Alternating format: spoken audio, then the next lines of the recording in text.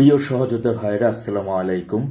অনেক রাতে লাইভে চলে আসলাম। আসলে কিছু কথা আপনাদের সাথে না বললেই নয়। এই মুহূর্ত থেকে আপনার পাড়া, মহল্লা, এলাকা, সে এলাকাগুলোতে যে সকল আবর্জনা রয়েছে, সে আবর্জনাকে মুক্ত করতে হবে, আবর্জনাগুলোকে সরিয়ে ফেলতে হবে। যদি এলাকার পাড়া মহল্লা আপনার প্রতিবেশী হয়েই খুব নীরবে নিভৃতে আপনার এলাকায় বসবাস করছে কিনা কোনো জঙ্গি, কোনো দেশবিরোধী, কোনো দেশদ্রোহী, আপনাদের খুঁজে বের করতে হবে স্ব জায়গা থেকে। যে কোনো দেশবিরোধী, দেশদ্রোহী এবং আপনারা জানেন যে আমি অনেক আগে থেকেই বলে আসছি, আমাদের ৩২-এর একটা ইট একটা গ্রামীণ প্রতিষ্ঠান। কেউ সেখানে যে কোনোভাবে যদি মোকাবেলা করতে পারেন গেরিলা কায়দায়, জানেন নেত্রী বারবারই গেরিলার বিষয়, সেই বিষয়ে যদি কাজে কোনো খরচের প্রয়োজন হয়, মানে বই, খাতা, কলম কেনার জন্য, সেটা আমার সাথে যোগাযোগ করবেন, ইনশাল্লাহ আমি ব্যবস্থা করে দিতে পারবো। আমাদের সবচাইতে মনে রাখবেন, 1971 সালের মহান মুক্তিযুদ্ধে আমাদের কিন্তু অনেক বড় অস্ত্র ছিল না। আমাদের ছিল না গোলা বারুদ, ছিল না অত্যাধুনিক কোনো ট্রেনিং, কিন্তু আমাদের ছিল গণজোয়ার। সেই গণজোয়ারের উপর ভিত্তি করেই আমরা বিজয়ী হয়েছিলাম। সেই গণজোয়ারের মধ্যে ভিত্তি করেই আমরা গেরিলা কায়দায় শত্রুর মোকাবেলা করতে সাহস করেছিলাম। কতজন মানুষ জানেন, 1 কোটি শরণার্থী ভারতে আশ্রয় নেয় এবং অসংখ্য মুক্তিবাহিনী ভাইরা ভারত থেকে ট্রেনিং নেয়। স্বল্প সময়ের একটা ট্রেনিং নিয়ে তারা যুদ্ধে ঝাঁপিয়ে পড়ে। যুদ্ধটা মাঠ পর্যায়ে 9 মাসের হলেও এই যুদ্ধটা প্রায় 19 বছর পর্যন্ত ছিল। জানেন, বঙ্গবন্ধু সেই কথাটি বলেছেন। এই যুদ্ধের আগে আমাদের 52, আমাদের 66, 69, 70, 71, এর মধ্যে আরও ঐতিহাসিক দিনগুলো রয়েছে, সেগুলো জানেন। এর প্রতিটা যুদ্ধ আমাদের সম্মুখ সারিতে থেকে আমাদের মোকাবেলা করতে হয়েছে, ভাষা থেকে শুরু করে। আমাদের পশ্চিম পাকিস্তানের অনেক বড় কামান ছিল, অস্ত্র ছিল, গোলা বারুদ ছিল। তাদেরকে আরও শক্তিশালী সমরাস্ত্র যুক্তরাষ্ট্র থেকে আসতো, যুক্তরাষ্ট্র তাদের অস্ত্র দিয়ে সহায়তা করত। তাদের সামনে আমাদের 1 মিনিট দাঁড়িয়ে থাকা তো দূরের কথা, 30 সেকেন্ড দাঁড়িয়ে থাকার মতো অবস্থা বা আমরা সেই শক্তিশালী অবস্থায় ছিলাম না। তখন আমাদের পূর্বপুরুষগণেরা তারা দুঃসাহসিকতার সাথে গেরিলা কায়দায় মোকাবেলা করেন। আজকে যে কাদেরিয়া বাহিনীকে দেখতেছেন, কাদেরিয়া সাহেব বীর মুক্তিযোদ্ধা, বীর উত্তম, তিনি একজন গেরিলা মুক্তিযোদ্ধা, একজন সফল গেরিলা মুক্তিযোদ্ধা। তারা গেরিলা কায়দায় কখনো পুকুরের মধ্যে ডুব দিয়ে পেঁপে গাছের ডাউগা ভেঙে তাই মুখে নিয়ে নিঃশ্বাস নিয়েছিল।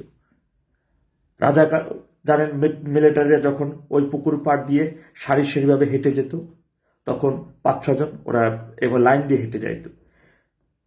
হঠাৎ সেই মানে পুকুর থেকে উঠেই পিছন থেকে একটা টাইনা রেখে দিত, তাকে পানির মধ্যে চুবাই ওখানে তাকে পরপরের চিরনিদ্রায় শায়িত করে দিত। সুতরাং আমাদের এই গেরিলা কায়দায় আমাদের কার্যক্রম সবসময় অব্যাহত রাখতে হবে। আমাদের লড়াইটা, আমি সবসময় একটা কথা বলি ভাই, বিশ্বাস করেন ভাই, আওয়ামী লীগের এই লড়াইটা আওয়ামী লীগের ক্ষমতায় যাওয়ার জন্য না। আওয়ামী লীগের কোনো সিনিয়র নেতা বলতে পারবে না এই লড়াই, এই সংগ্রাম আওয়ামী লীগ ক্ষমতায় যাবে সেই জন্য না ভাই। এই লড়াইটাই হচ্ছে বাংলাদেশকে পুনরুদ্ধারের লড়াই। এই সংগ্রামটা হচ্ছে বাংলাদেশের মানচিত্রকে রক্ষা করার সংগ্রাম। আজকে আপনারা জেনেছেন যে আজকে যদি আওয়ামী লীগ সভানেত্রী জননেত্রী শেখ হাসিনা তিনি যদি আমাদের সাম্রাজ্যবাদ পশ্চিমাদের সাথে আপোষ করতেন, তাদের যদি আমাদের সেন্ট মার্টিন দ্বীপ দিয়ে দেওয়া হতো, তাহলে আজকে আমাদের দেশে এমন সমস্যা পড়ি না আমরা, আপনারা পড়েন না। তিনি কখনো বন্ধু রাষ্ট্র ভারতের সাথেও 1 ইঞ্চি জমি দিয়ে কখনো তিনি কারোর সাথে আপোষ করেন নাই, বা দেশের স্বার্থে, জনগণের স্বার্থে বিকিয়ে দিয়ে কখনো তিনি ক্ষমতায় থাকার রাজনীতিও করেন নাই। তিনি চাইলে সেটা করতে পারতেন। আজকে আমার দেশ পত্রিকা নিউজ করে যে তিনি ভারতকে অ্যাটাক করার জন্য বলেছিলেন। কত বড় মিথ্যাচার! এই আমার দেশ পত্রিকা মাহমুদুর রহমান মান্না তিনি কি বলতেন, সে সাইদিকে যখন ফাঁসির রায় দেওয়া হয়, তার যখন সাজা হয়, এই ফাঁসি বলে যাবজ্জীবন হয়, তার মৃত্যুর পরে মক্কার মক্কার যে পিলার আছে সে পিলারের ছবি দিয়ে সে দেখাইছে যে তার আহ, তার সাজার জন্য মক্কাবাসী মানববন্ধন করছে, এমন নিউজে করেছে এই মাহমুদুর রহমান মান্না। আজকে তারা বলে, আজকে শেখ হাসিনা ভারতকে কেন অ্যাটাক করতে বললো? শেখ হাসিনা যদি সেদিন আওয়ামী লীগকে অ্যাটাক করতে বলতো, শেখ হাসিনা যদি সেদিন আওয়ামী লীগের লক্ষ লক্ষ নেতাকে অন্তত দক্ষিণ অঞ্চলে তাদেরকে তোমরা লগি বৈঠানি রাস্তায় নেমে পড়ো, তাহলে কি আমি আপনি রাস্তায় নেমে পড়তাম না? সে নির্দেশনা কি দিয়েছে? কখনো না, কখনোই নির্দেশনা দেয়। আপনারা যারা লাইভে রয়েছেন, এই যে এখানে ভাইরাল বাংলাদেশ, এর এর এর বিষয়ে খোঁজ নেন, তার বাড়ি কোথায়।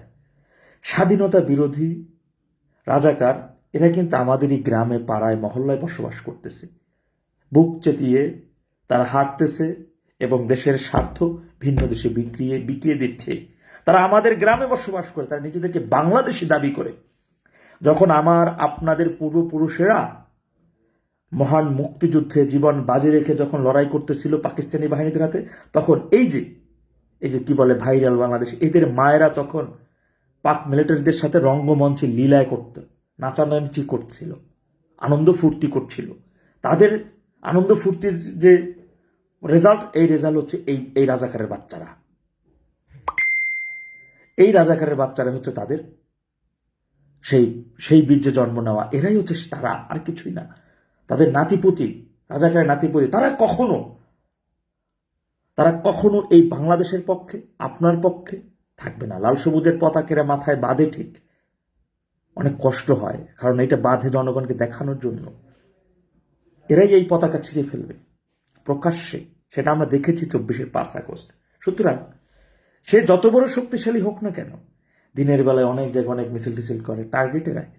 গেরিলা কায়দায় মোকাবেলা আমরা পশ্চিম পাকিস্তানের এত বড় অস্ত্র, এত দামি যুক্তরাষ্ট্রের দেওয়া অস্ত্র, আমরা সেটা মোকাবেলা করেছে আমাদের পূর্বপুরুষেরা গেরিলা কায়দায়। সুতরাং স্বাধীনতা বিরোধী রাজাকার, এদের বিরুদ্ধে রাজাকারের শাবক, রাজাকারের বাচ্চা, এই মুহূর্তে রাজাকার থেকে রাজাকারের বাচ্চার সংখ্যাটা, কারণ তারা 3 প্রজন্ম, রাজাকারের বাচ্চা তাদের নাতি, 3 প্রজন্ম হয়ে গেছে রাজাকারদের। সেই জায়গাটা আপনাদের মাথায় রাখতে হবে যে তারা মারাত্মক লেভেলের সংখ্যা, ওদের মোটামুটি ভালোই হয়েছে। সেই জায়গা থেকে গ্রামে পাড়ায় মহল্লায় লুকিয়ে থাকে এই সকল রাজাকারের বাচ্চাদের যখন তারা প্রকাশ্যে দিবালোকে আসে, একটা সময় তো গেরিলা কায়দা তো বুঝেনি সব কিছু। 2-একটা রাজাকারের শাবকদের যখনই সাহিত্য করে দিতে পারবেন, আবু সাইদের কাছে পৌঁছে যাবে, হাদি হয়ে যাবে, তখন এমনিই বাকিগুলা দেখবেন কতটা নিস্তেজ হয়ে যাবে। এটাই আপনাদের সর্বাত্মক সহযোগিতার জন্য আমি আছি। আমার সাথে যোগাযোগ করুন, সম্পূর্ণ না, এটা আমি লাইভে বলছি। আমার কোনো ভাই কষ্টে থাকবে, আমার কোনো সহযোদ্ধা ভাই, সেটা তো আমি সর্বাত্মকভাবে এখন পর্যন্ত যারা আমাকে সমস্যার কথা বলে, আমি চেষ্টা করি তাদের সর্বোচ্চ সহযোগিতা করার, তাদের মানে যতটুকু আমি আমার নিজে থেকে না পারে, ওই এলাকায় দায়িত্বশীল কে আছেন তার সাথে তাকে যোগাযোগ করিয়ে দিই যে আপনি তার সমস্যাটা দেখেন। সেটা আমি করে দেবো ইনশাল্লাহ, যত সময় পর্যন্ত দেশের মুক্তি না হবে। আমাদের এই লড়াইটা মাথায় রাখবেন, আমাদের সংগঠন বাংলাদেশ আওয়ামী লীগকে ক্ষমতায় আনার লড়াই না। আওয়ামী লীগকে ক্ষমতায় আনার জন্য লড়াই করতে হয় না। আওয়ামী লীগকে ক্ষমতায় আনার জন্য রাজপথে মিছিলের প্রয়োজন হয় না। জনগণের সিদ্ধান্ত নেবে। জনগণই বারবার সিদ্ধান্ত নিয়েছে এদেশের জন্য, এদেশের পাহারাদার হিসেবে কোন দলটা প্রাসঙ্গিক। এই প্রজন্মদেরকে আমাদের বোঝাতে হবে। এই প্রজন্মরা দেখেন, এই প্রজন্ম সব শেষ। যখন এই প্রজন্ম হাফ প্যান্ট পরে ঘুরত বা ছোট ছিল, তখন থেকে তারা বাংলাদেশে দেখছে আওয়ামী লীগ সরকার ক্ষমতায়, বিয়ে করেছে, তাদের বাচ্চা কাচ্চা হয়ে গেছে, তখন আওয়ামী লীগ। সুতরাং তারা কখনো এই বিএনপি জামাতের দেশবিরোধী অপকর্মগুলো তারা চোখে পড়ে নাই, তারা 91-96 দেখে নাই, তারা বাংলাদেশের 62টা জেলায় একযোগে গ্রেনেড হামলার ঘটনা তারা দেখে নাই, ককটেল হামলার ঘটনা দেখে নাই, তারা 4-21 আগস্টের গ্রেনেড হামলার ঘটনা তারা প্রত্যক্ষ করে নাই। তারা সারা দেশে বাংলা ভাই পিচ্চি হান্নান, হরকাতুল জিহাদ, মুফতি হান্নান, এই ঘটনাগুলো তারা দেখে নাই। সুতরাং তাদেরকে এই ঘটনাগুলো সম্পর্কে অবহিত করতে হবে। ভাইরাল বাংলাদেশ, তুই যদি পারিস, যদি সাহস থাকে, তাহলে কিচ্ছু লাগবে না, আমার ইনবক্সে শুধু তোর ব্যক্তিগত ফোন নাম্বারটা দিস, ইনশাল্লাহ আমার পক্ষ থেকে দেখবি তোর কাছে সালাম কেমনে পৌঁছে যায়। তুই শুধু আমাকে তোর ব্যক্তিগত ফোন নাম্বারটা দিবি, আর কিচ্ছু দেওয়া লাগবে না। আমি তো প্রকাশ্যেরই লোক, আমার তো গোপন কোনো কিছু নেই, আমি তো প্রকাশ্যেই কথা বলি। আমরা দেশপ্রেম, ভাইরা আমার, দেশপ্রেম আপনি যখন ধরে রাখবেন, আপনার কিছু কিছু বিষয় অবশ্যই আপনাকে রিস্ক নিতে হবে, ঝুঁকি নিতে হবে। রিস্ক ঝুঁকি আমাদের প্রতিটা মুহূর্তে রয়েছে। যারা ভাববেন যে রাজপথে কাজ না করলে বা লুকিয়ে থাকলে বা চুপ থাকলে নিরাপদ থাকবেন, না। আজকে আমার এক সহযোদ্ধার ভাইয়ের পালা, কালকে আপনার পালা। ওরা আপনাকে ধরবেই, কারণ ওরা শুধু ক্ষমতায় না, মূল লক্ষ্য না, ওদের টার্গেট আওয়ামী লীগ না, ওদের টার্গেট মূল শেখ হাসিনা নয়, ওদের টার্গেট ৭১ মুক্তিযুদ্ধ, মুক্তিযোদ্ধারা। ৭১কে ধারণ করে বাংলাদেশকে যারা ভালোবাসে, আমরাই ওদের টার্গেট। সুতরাং চুপ থাকা যাবে না, আপনার জায়গা থেকে সর্বত্র রকমের ঝুঁকি নিতে হবে, রিস্ক নিতে হবে। কিছু ঝুঁকি, কিছু রিস্ক নিয়ে আমাদের এগিয়ে যেতে হবে, তবেই আমাদের বিজয় নিশ্চিত হবে।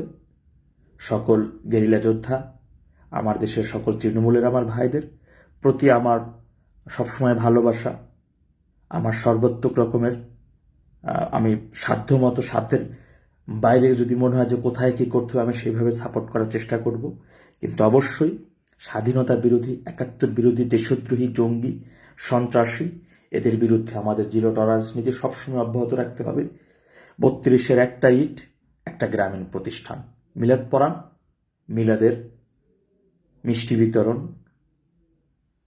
মিলাদের হুজুরের হাদিয়া, ইনশাল্লাহ সব পাই দেবেন, সব দেবেন, সমস্যা আল্লাহ ভরসা। গেরিলা কাজে আপনাদের জায়গা থেকে মোকাবেলা করুন। সেজন্য বাধা তো একটু, যতটুকু বাধা ততটুকু আমি আপনাদের সাথে আছি, থাকবো ইনশাল্লাহ। আল্লাহ সবাই সঠিক বুঝদান করুন। আজ এই পর্যন্ত, ভালো থাকুন। আসসালামু আলাইকুম।